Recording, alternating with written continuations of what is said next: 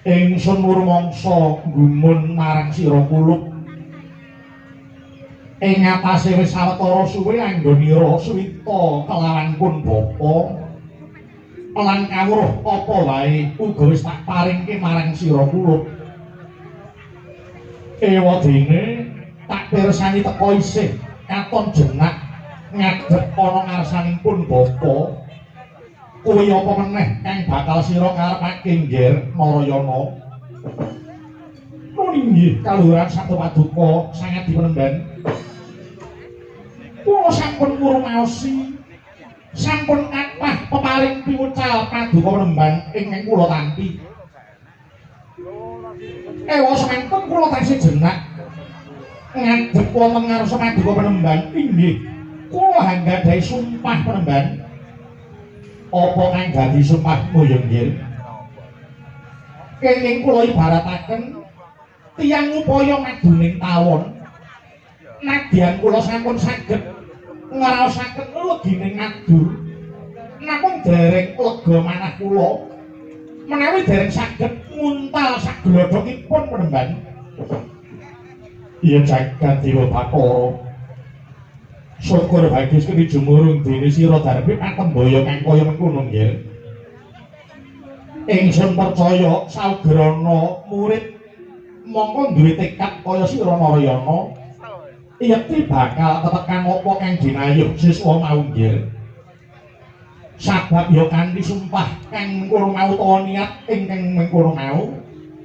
ateges ing kono wis teteken-tekun pangudine karaben tekan sedyane ora liwat ingsun namung paring pangestu marang apa kang dadi lekas punggir Narayana lan iki mumpung ana wektu kang prayoga sethithik pun bapa bakal mitungkas parang sira kulub Narayana muninggih penemban peparang paring dawuh kula sampun samakta nampi dawuh Paduka penemban mangken inggih sira Narayana urip ana ing alam padang iki aja nganti ninggalake marang serawung 5 perkara.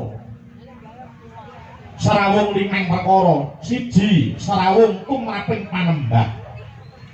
Kaping pindho serawung tumraping negara. Katelune serawung tumraping bebrayan, kaping 4 serawung tumraping alam. dene kang wekasan ya kuwi srawung tumaping kapribaden. Iku kulup ingkang wajib sira tindakake saben dinane. Inggih. Kados pundi babaripun tembung kala wau penemban mangkene. Srawung tumraping panembah kudu ngurmangsani menawa sira urip ana sing nitahake. Ingkang mengkono sira aja pisan-pisan lali marang kang nitahake dene elingmu marang pangeran. Ya kanthi manembah ing ngersani Gusti manut marang satataning agama kang sira rasuk. Tindakno sekabeh ngapa kang dadi gawe, singkirana marang sekabeh kang dadi larangane. Uga sira ngurmatana marang wong liya ingkang uga manembah marang Gusti kanthi metu marganing agama sing beda-beda.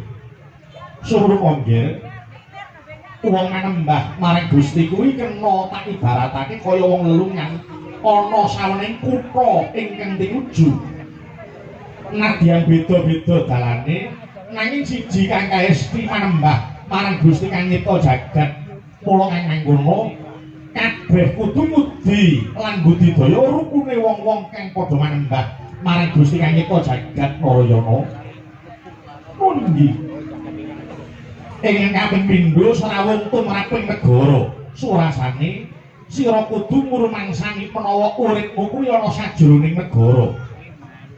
Ing mangka negara kuwi duwe aturan lan sing jeneng tatanan utawa pernatan kuwi ora sanak ora kadang. Sapa ingkang luput kudu nampa pidana, dene sapa kang labuh kudu nampa ganjaran. Mula sira wajib nyengkuyung mungguh apa kang dadi gegayuhan negara lan bebrayane ya nggih. Ora ketang klungsu-klungsu yen sira melu budidaya bisane tumuli wujud gegayuhan mau nggih Narayana. Banjur ingkang kaping 3 srawung tumraping bebrayan.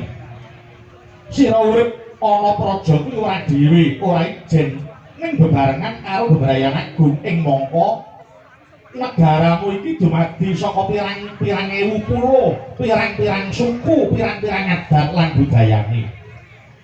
Kang mangkono wis wajibe yen to sira tansah budidaya ngundhake ngreh kerukunaning bebrayan agung iki nggih. Sabab angrasenipun kaki ing donya gaman kang ampuh kuwi mung kerukunan kok Narayana. Yen wis gelem rukun aja bedak-bedake kuwi sukune apa, agamane apa, klambine apa, budayane kepiye, lan kuwi wonge sapa, ora perlu dibedakake. Sabab nadyan beda suku, beda agama, beda busana, beda adat lan budaya, kabeh isih nunggal bangsa, nunggal basa, lan nunggal negara. Dene ing wekasan kaping 4 srawung tumraping alam.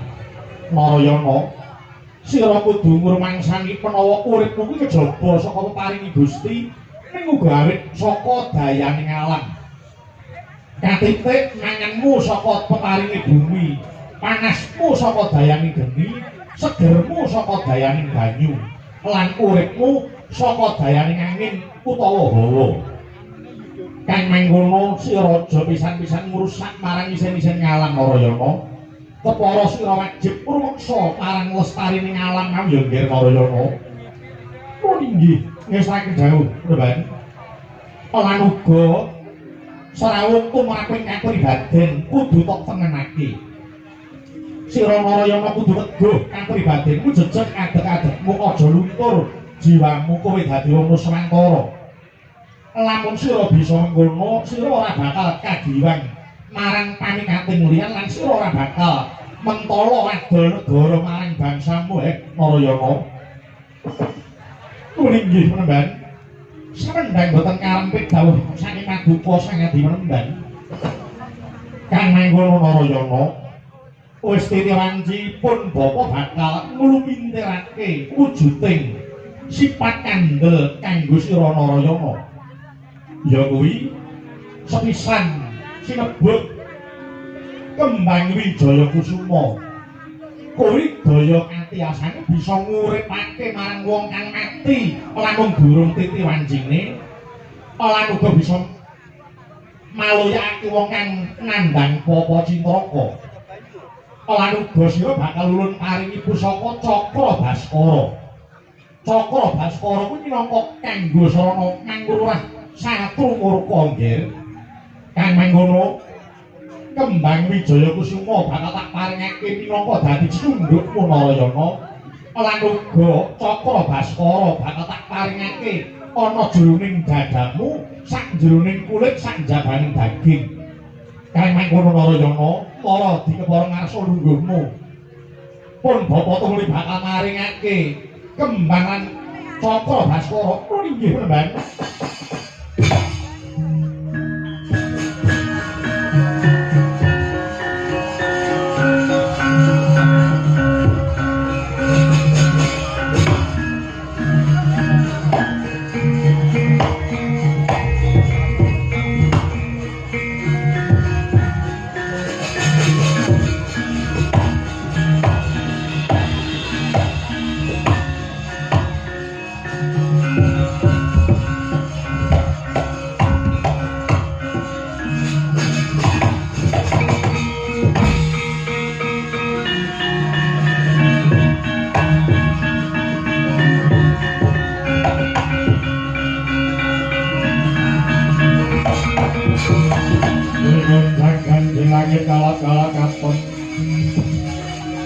Lirigin sanging sang awet gandrung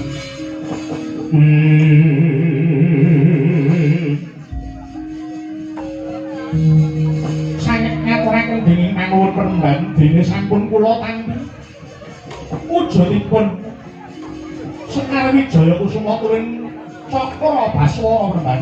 Iya. Namung nyuwun pangapunten. Ketingalipun kok taksih setunggal piandel paduka ing dipun paringaken dhateng Putra Narayana.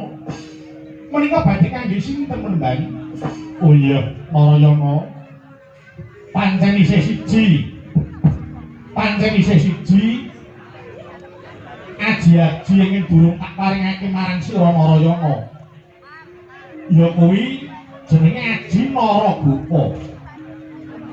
Aji Naragopa wujude buta bajang, cacah sayita somah lan uga panah Kyai Kesawa. Lan munta sira wis ngatek Aji Naragopa lan panah Kyai Kesawa. Ing kono sira Narayana bisa trini krama wujud raseksa gedhe pinggir dhewe nggih. Oh nggih. Menawi dipun kewarangaken Aji Naragopa badhe kula suwun Peremban. Iya. Apa sira gelem nebus sing dadi abon-abone Aji Naragopa? Oh nggih. Nadyan awrat dikados menapa badhe kula sagahi sira sipating satriya yen wis saguh ora kena indra. Inggih badhe kula sagahi tok sagui. Oh nggih kula sagahi. Iya. Yen sira bakal njaluk Aji Naragopa lan panah Kyai Kesawa, abon-abone sira Narayana kudu bisa ngungkapake pun bapa murid marang kasedan jati. Wah, Peremban.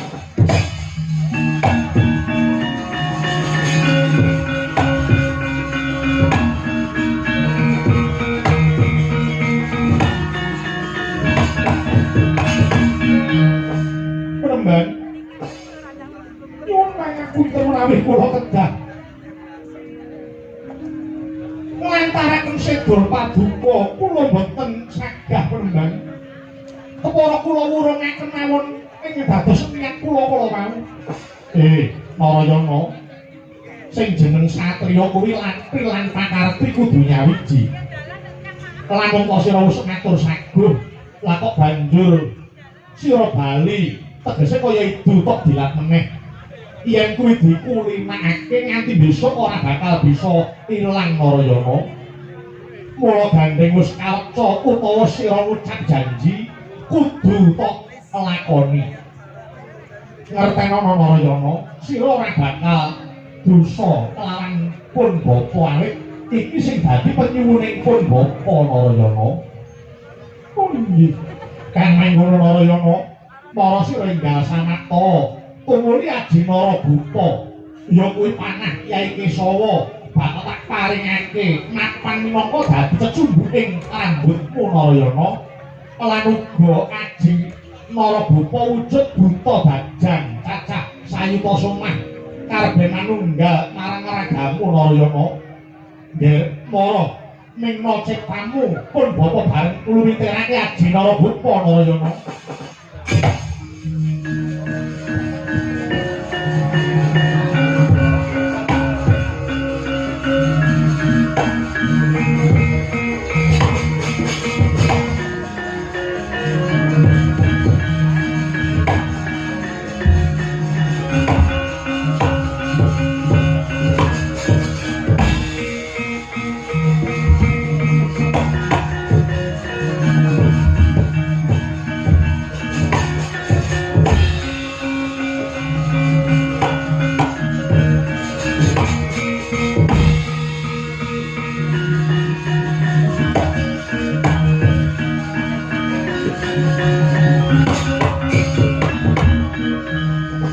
sawise sira tampa Narayana kewajibanmu aja nganti lirwa sira nguntake marang sedanipun bapa oh inggih kula kedados dos pundi bapa carane ningna ciptamu pun bapa untakno nganggo geni panasing ati lamun bisa lulus ing kono dadi sarana pun bapa munggah marang kasuwargan Narayana tansah marang sukma Sinukmaya winaya wingasapi sinimpen talenging kalbu pambukaning warana Parlen saking liat layak pingaluya Apa kaya mengkono Sigra sang Narayana sedatep saluku tunggal nutupi baban Hasana sajuga kang sinidikara nggih samudra geni panasing ati saking suruning pangesti saking pojok ing mripat bekurut kang dahana mung sakonan gedene nanging dupi dahana kang arutan kasiniring maruta saya ageng urupe kang dahana tengah ngobar marang sang Padmanaba urupe geni awarna kadipluwung kuwawa nutamaken sedane sang Padmanaba labet pandhita kang wis katarima sugenge ora mokal sedane Begawan Padmanaba moksa sakragane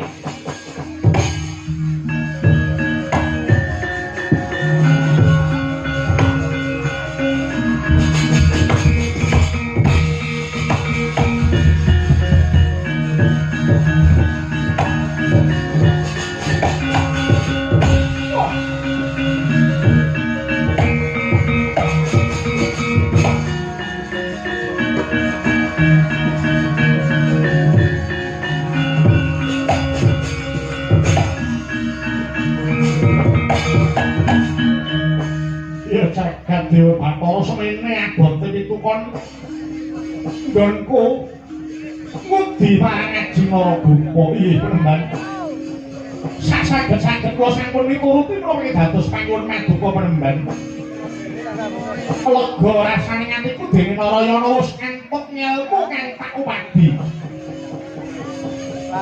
wujuding pusaka siji kembang Wijaya Kusuma Wara Cakra Baswara Adinara Bupa ya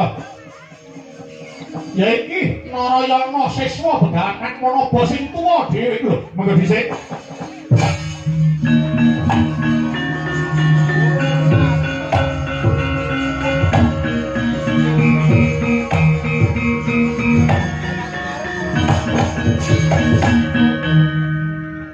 walipun bapa kepleset kuwa tugal agil bareng krungu kandhane sing kaya mengkono Narayana nggih Narayana sira kuwi dudu seswaku sing tuwa dhewe sadurunge Narayana wis ana ing meguru kelawan pun bapa ya kuwi panengah Pandhawa Permadi kuwi seswaku sing tuwa dhewe Mula Narayana eling-elingen kang dadi dawuhipun Bapa.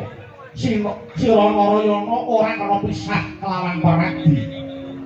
Lamun sira kepengin gayuh kamulyan bakal mulya uripmu lamun gandeng tangan kelawan Raden Parmadi semono kosok baline Raden Parmadi bakal nemu mulya lamun tok gegandengan tangan kelawan sira Narayana.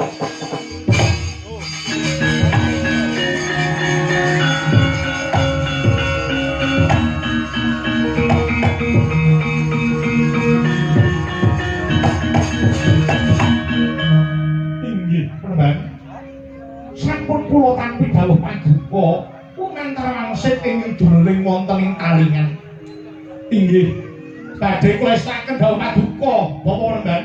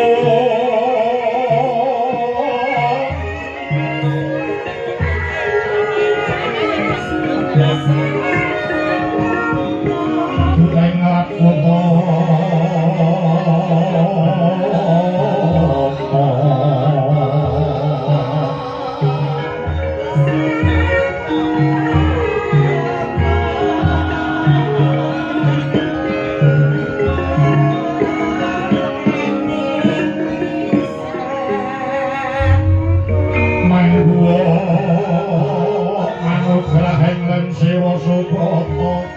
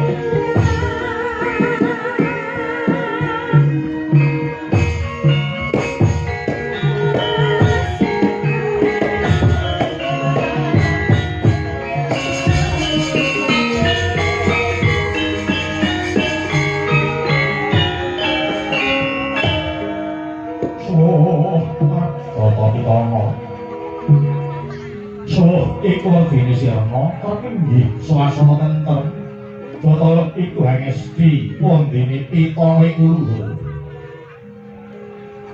sirna kang memawa kahanane jagat tentrem lamun kita hangesti marang luhuring budaya sarana medhar luhuring budaya inggih luwiting kagunan ina kang sinebat Ringgit Purwa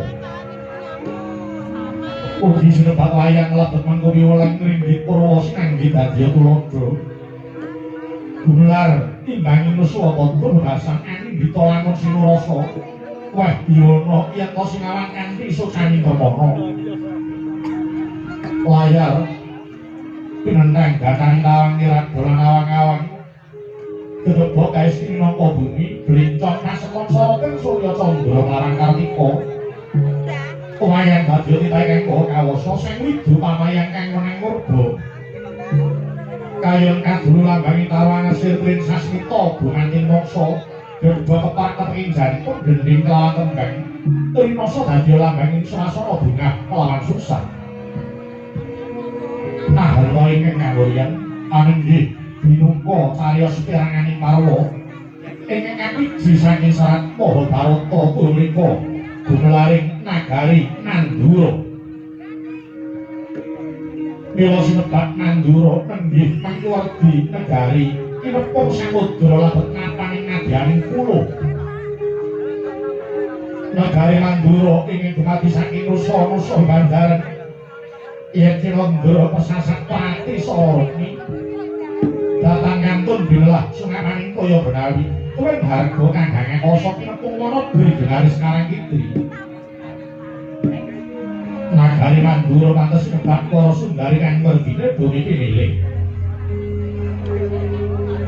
Wanantara teking Jaladri Hanggung tumeksa dadi pesaban pangupa-uga among tani tekan tandri tansah lumadi denya makarti kanthi tekun Hangolasiti temah tatekaning Mengkaesti lumbung kari tansah cinandi dadi raja sak negari cekap ing ayut puah ningguri para pangisaya mina sariga pider samudra nitih palwa kanthi andindung jala yayah mas kintar lampahing punang palwa para taruna manunggal sedya purita marang Sang Waradwija aglaring kawiyatan tengah dadya janma ingkang sujana bali sada laradin tenging disa winangka dadya sarana musadani penandang ruga marga-marga pinapawarata Balisma Engga Gapura kulines bangun 15 Lani Sindura kuning warga dados teken salasih minangka riget tan wonten gendak sekara bebrayan sae papraya luhuring asma kinarya japa anggayuh luhuring bangsa mila kantos negari Mandura sinebat ngancik ing jaman Swarna Dwipa wenang dene cakra jejuluke Sanata ing asta Sangsaragu Sanata jejuluk Prabu Baladewa ya jejuluk Prabu Balarama ya Halayuda Arsana Jaladara Kusuma Walikita Karsana Mila sejuruk Prabu Baladewa mengerti wenang ageng makutha kadiwatan ngabet Kusubada dadi dalaning dewa awit Kusubada mejahi saturune kayiwangan inggih ing nagari Ngrengga bumi sejuruk Prabu Naga Prasata inggih sejuruk Prabu Balarama mengerti dadi mustikane prajurit ya Sang Prabu Halayuda melabet puspondang kaunang-unang Narendra ingkang sutek nganggo tantang inggih Sang Prabu Kakrasana awit rumiyin dadi sekaring para taruna ing Widara Kandhang ya Sang Wasi Jaladara minangka dadi pepenget Narendra ingkang duwe datang duwe rasa kesel kelawan luka ya Sang Prabu Kusuma Walikita awet dadi mustikane para nata ya Sang Prabu Karsana mengerti ingkang kinasakaken pengin damel pemanggang nyata Prabu Baladewa Atma Jendra Mandura mijil pembarep putranira Sang Prabu Basudewa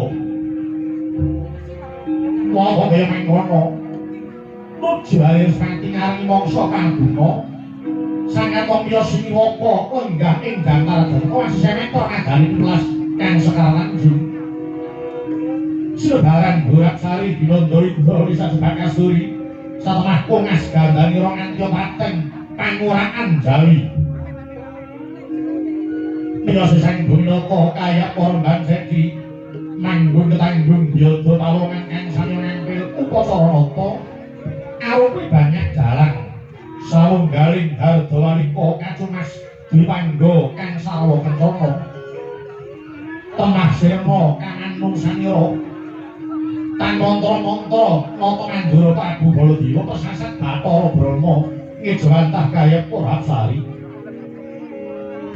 gambar hamlabar kang sami srewa Wiwit saking paningrat dumugi Kori Brajanala kebet gamadya kang sangrangantung seba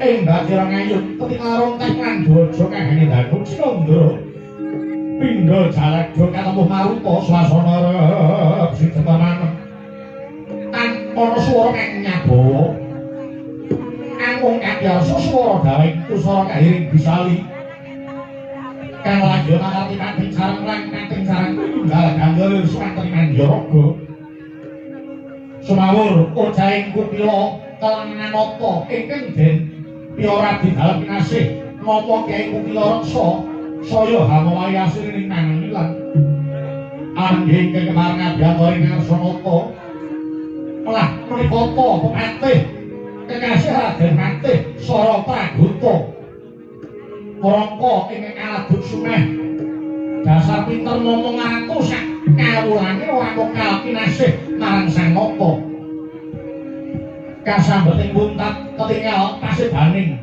Patih dan Suraprabawa ing Jawi Begambar Sang Yapa ngantri Bupati Jayeng Tantama Hambaludak nganti handoyong-doyong lepancak sujining lakon sampun dang lenggah Siniwaka panggene derek katyarsa dadi panglihing nata Mandura Prabu Baladewa kaya mangkono aturing Patih Praguta pecah parang sumikan swasana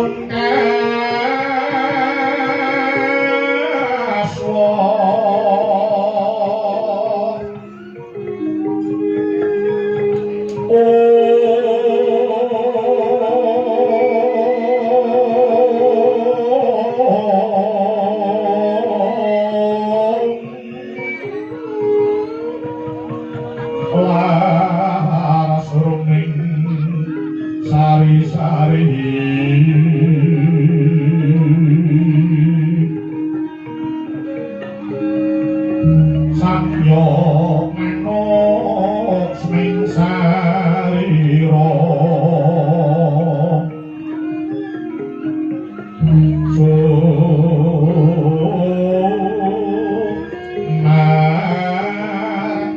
nani rasa kanto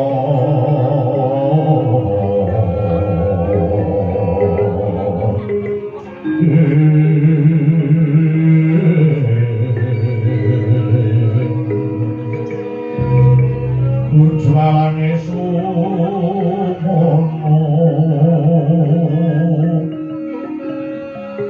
marbuka candra kusuma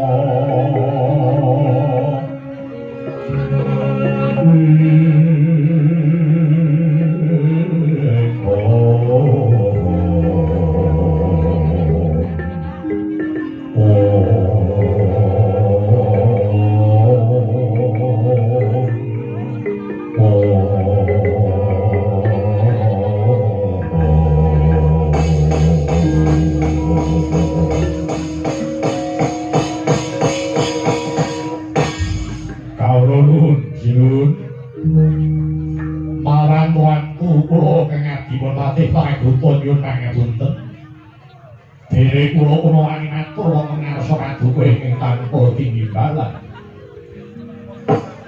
Boten labet ingkang abdi menika nerak ing reh wataking tata kami. Inggih jalaran sampun sawetawis anggen paduka lenggah siniwaka ing ngadhep sangya para punggawa dereng kepareng-paring pangandikan.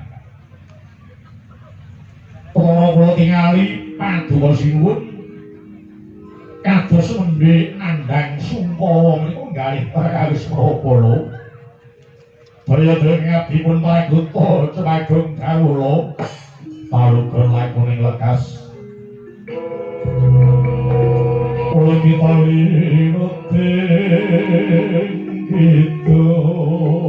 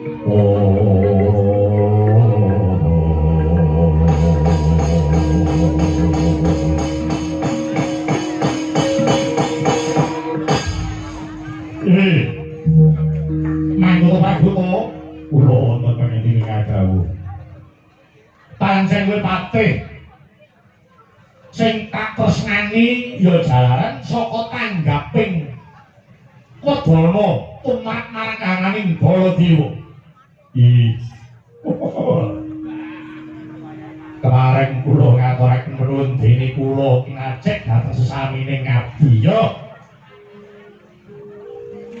Nadyan kala-kala aku iki sok kepengin nesu karo dapurmu ning.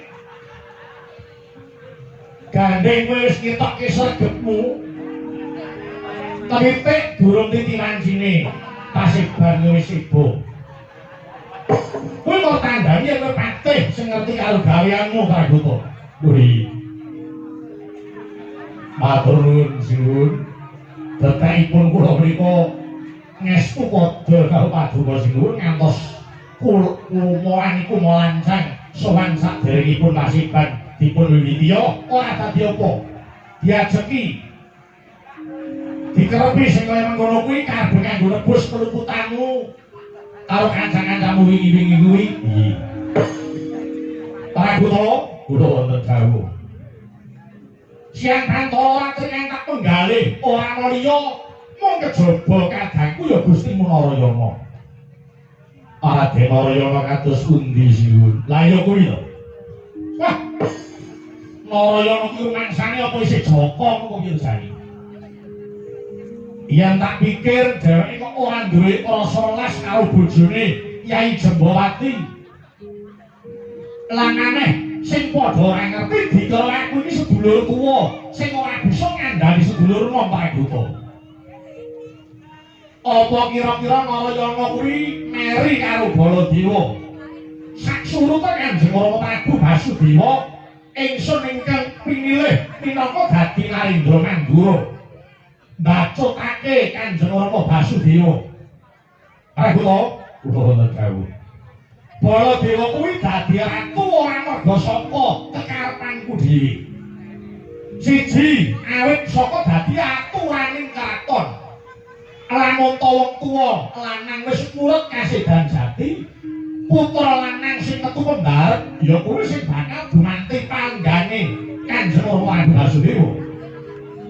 Kaping pindho awake para kawula Mandura jare Baladewa kuwi wis akeh labuh-labuh tutupan negara Mandura. Kaping telune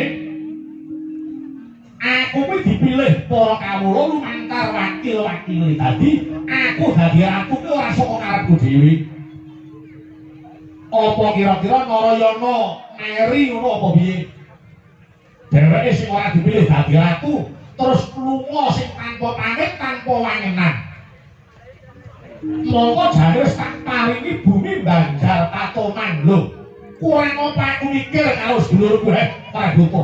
Wah, Prabuta. Aku yang mikir sedulurku Kyai Narayana nganti nglangut tebaning pikirku.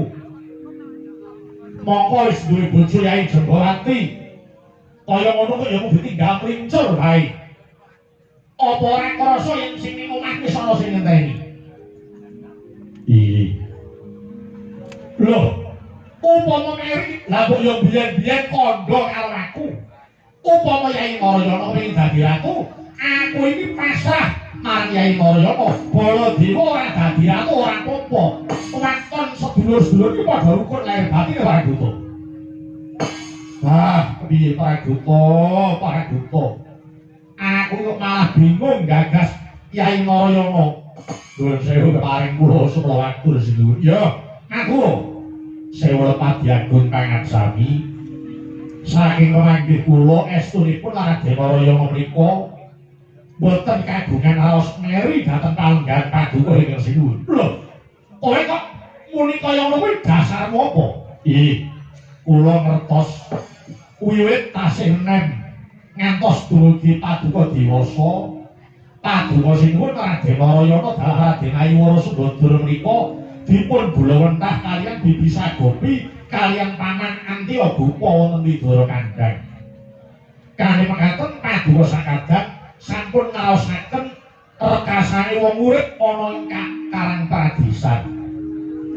Nadyan Paman Sagopa menika namung sak derajating tiyang angin lembu nanging nyatanipun pinter bulawentah dhateng lari. Buktinipun sareng sampun sami dewasa sedaya dados prayagung luhur kepara teng Rai Raden Narayana sugenipun boten namung mikiraken pribadinipun piyambak. Raden Narayana tansah budidaya dhateng tindaking panggesananing para kawula Mandura kadosta paring sandang tiyang kawudan, paring buga tiyang keluwen, paring kudung tiyang kepanasan, paring payung tiyang kejawan, paring teken tiyang kelunyon saha paring kepadang dhateng tiyang ingkang nandhang mekaten ugi boten enten dangun papan pangibadah. Gusti kula Raden Narayana menika dipun alem inggih boten bungai, dipun elek-elek inggih ketingal sabaripun. Lekas pekaten kula wau mertelaken bilih kang rai namung mligi sabyatu dhateng paduka sinuwun Mandura. Hebatipun malih ingkang rai menika boten nate ngetok-ngetoke gupeh seduluring ratu. Nadyan boten ketingal gendhong kumalungkung, boten nate ngurusui menapa-menapa dhateng Paduka Sinuwun sedaya pentas piyambak. Dasaripun Kang Rai Narayana menika seneng nguwongke wong. Lah, mila boten bokal kathah tiyang nyesani mestani bilih Kang Rai Narayana satunggaling prayagung ingkang sugih tanpa bondo, mluruk tanpa bala, menang dhateng ngasorake. Inggil boten ngungguli, andhap inggih boten kumpulan. Sedaya kula wau labet anggenipun tansah jagi kawibawan asma Paduka Sinuwun. Malah Kang Rai nate raosan kalih kula. Lho. Kyai Narayana kawurasan apa karo kowe? Kok sajake kok templek karo kowe Brahmana iki? Sajake kok akrab karo kowe Narayana kuwi? Persasat keluaripun Kang Rai Narayana kula ngertos sedaya. Kasa langsunipun wadi kula nggih dipun cepeng Kang Rai Narayana. Menawi Pangeran Nijabahi utawi sinung derajat dados ratu kacarios badhe ados kamukten piyambak. Mboten badhe ngajeng-ajeng tilarangipun tiyang sepuh mekaten raosanipun sinuwun. Wah, ya. Yen pancen Narayana bener kandhane kaya ngono kuwi muga Gusti Kudaneni idami-damang Kyai Narayana. Ya mung kudu eling Prabuta. Ana pepeling saka para leluhur ingkang suarasane sing jejeg durung mesti bener, sing bener durung mesti becik, sing becik durung mesti disenengi wong akeh.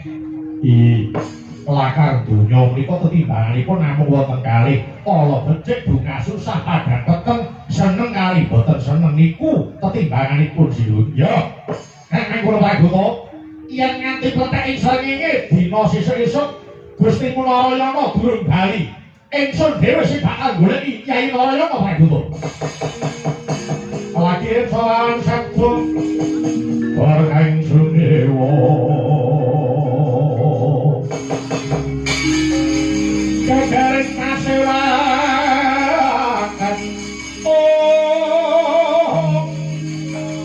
katasan nyuwana kok wonten pira-pira Pagkaking ranti lamun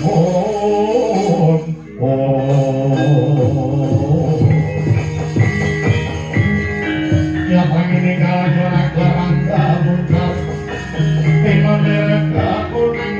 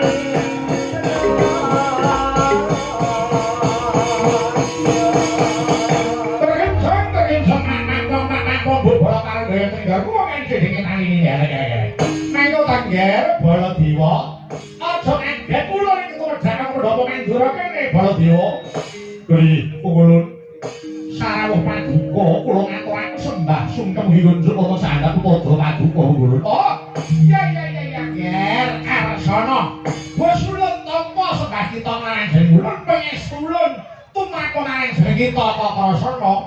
Wih, sarengipun kula mundi Ulun. Kenging kula wastani paduka kula ngrawuh wonten mendhapi Mandura kados dene kula pepasing waras tura saking kendhenge lakat. Daya-daya kawayahpun Baladewa sumadyo dawuh Ulun. Wonten wigatos saking pundi dene paduka Ulun sangka Ngabojro kawuh wonten pendhapi Mandura Ulun. Oh, ya nggih Baladewa. Mula ulun nganti teka ning negara Mandura iki jalaran ulun ngupadi kadang kita Narayana nggih Baladewa. Lho. Ngupadi kadang kula Narayana. Ya. Ulun medhak saka Suralaya jumujug ana Banjar Katonan.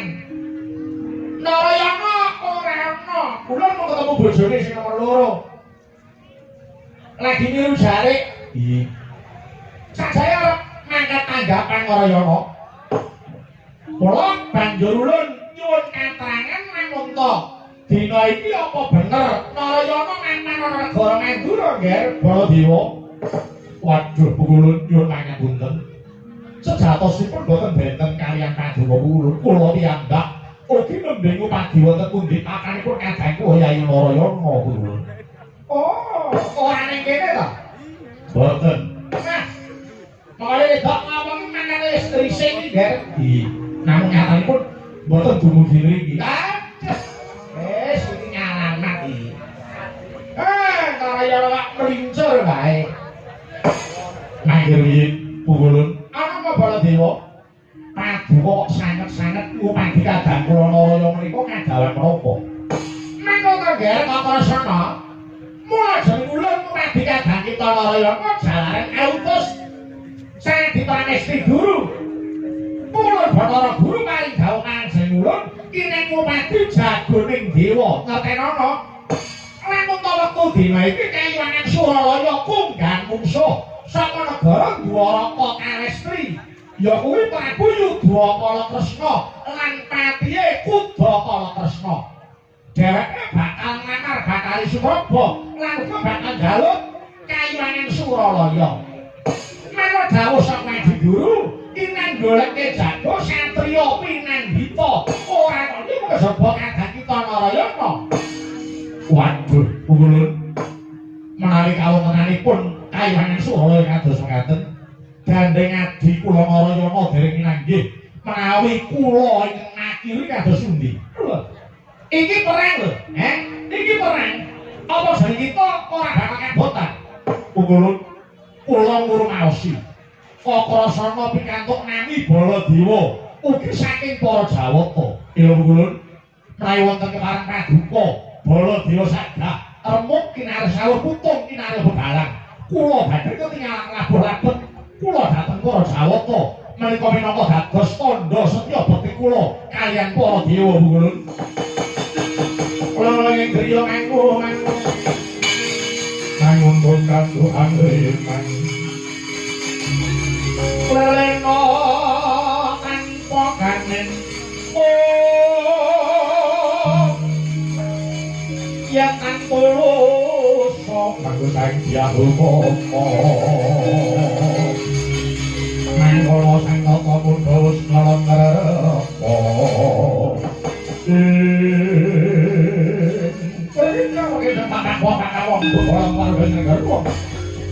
iya nggih Balarama. Gandeng Narayana durung ketemu. Jeneng kita Baladewa sing bakal makili. Kula minangka dadi wakiline Adi Guru. Nampa kang dadi panjuwun kita Baladewa. Makili kang dadi Narayana. Waduh kula.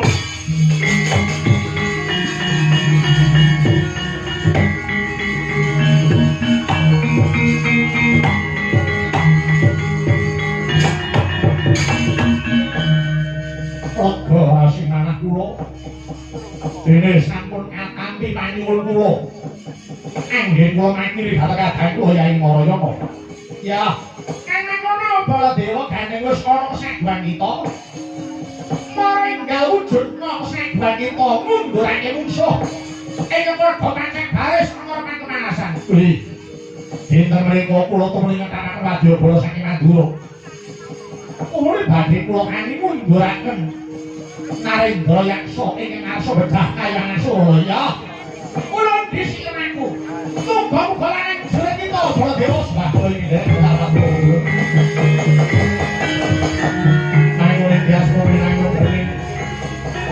Anong suni ngomong sing